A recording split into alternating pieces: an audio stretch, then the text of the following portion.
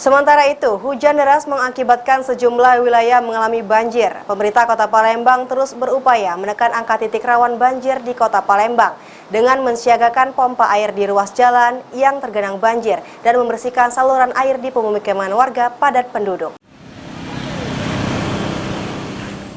Memasuki musim penghujan, sejumlah ruas jalan dan pemukiman warga di Kota Palembang masih rawan terjadinya banjir.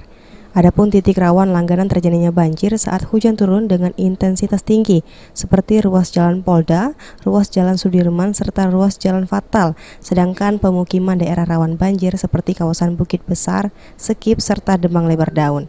Pemerintah Kota Palembang terus berupaya menekan angka titik rawan banjir di Kota Palembang dengan mensiagakan pompa air di ruas jalan yang tergenang banjir dan membersihkan saluran air di permukiman warga padat penduduk.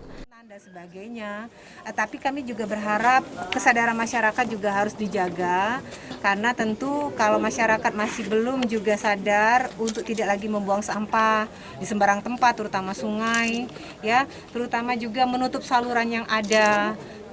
Otomatis banjir atau genangan air ini tidak akan pernah surut. Oleh karena itu, mari bersama-sama dengan pemerintah bekerja sama bahu-membahu untuk memastikan bahwa masalah banjir ini betul-betul bisa kita atasi bersama.